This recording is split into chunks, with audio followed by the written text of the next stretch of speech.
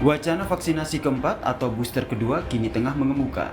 Isu ini pertama kali dilontarkan oleh Wakil Menteri Kesehatan Dante Saxono beberapa waktu lalu.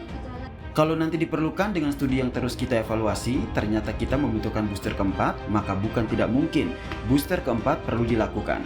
Ujar Dante dalam siaran langsung Radio Kesehatan Kementerian Kesehatan pada Rabu 23 Februari 2022. Namun Dante menegaskan kebijakan itu tidak akan dilakukan dalam waktu dekat.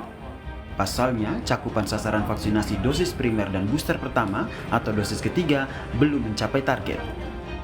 Juru bicara vaksinasi COVID-19 Siti Nadia Tarmizi mengatakan, fokus pemerintah saat ini adalah selain percepatan vaksinasi booster, juga menyelesaikan target vaksinasi dosis 1 dan 2. Jadi memang yang paling penting sekarang adalah untuk kita bisa menekan laju kasus ini adalah vaksinasi. Jadi vaksinasi yang dosis 1, dosis primer, kemudian memastikan sasarannya harus mengulang dosis 1 karena sudah terlewat, ini yang menjadi prioritas kita sambil juga vaksinasi booster. Karena vaksinasi booster ketiga ini kan 208 juta lagi nih sasarannya. Artinya kurang lebih sama seperti sasaran kita di awal pada waktu kita melakukan vaksinasi primer.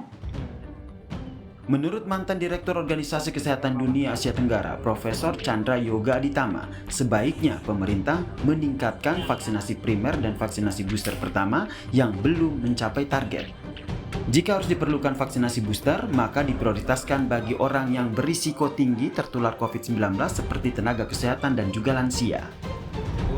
Kalau kita lihat secara keseluruhan, maka prioritas pertama saat ini adalah meningkatkan jumlah vaksinasi primer, terutama juga untuk kaum lansia agar makin banyak orang yang sudah mendapatkan vaksinasi primer. Yang kedua, kalau selain itu juga meningkatkan booster. Menurut data terakhir kan jumlah yang mendapatkan booster baru sekitar 5%, jadi itu yang harus ditingkatkan. Dan kemudian kalau toh memang akan memberikan booster kedua atau dosis keempat, maka baik untuk diprioritaskan pada mereka yang risiko tinggi, tetapi sudah mendapatkan booster sekitar 6 bulan yang lalu misalnya. Sementara itu, epidemiolog dari Universitas Indonesia, Tri Yunis Miko berpendapat vaksinasi booster keempat ini harus ada studi lebih lanjut tentang kajian antibodi dan kapan waktu yang tepat vaksin ini diberikan. Nah, booster keempat ini harus hati-hati. Kalau menurut saya harus ada studi yang baik tentang kadar antibodinya, kapan tepatnya booster keempat diberikan, dan kemudian juga diikuti berapa lama. Jadi booster ketiga itu harus juga diikuti berapa lama antibodi yang akan bertahan di dalam tubuh orang yang sudah mendapat booster ketiga.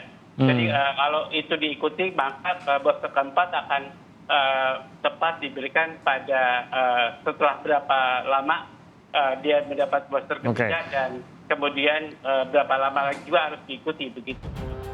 Vaksinasi menjadi salah satu cara pertahanan diri menghadapi virus corona. Dengan begitu, vaksinasi pula yang akan menjadi salah satu cara bagi Indonesia menghadapi dan keluar dari pandemi COVID-19. Tim Liputan, Kompas TV.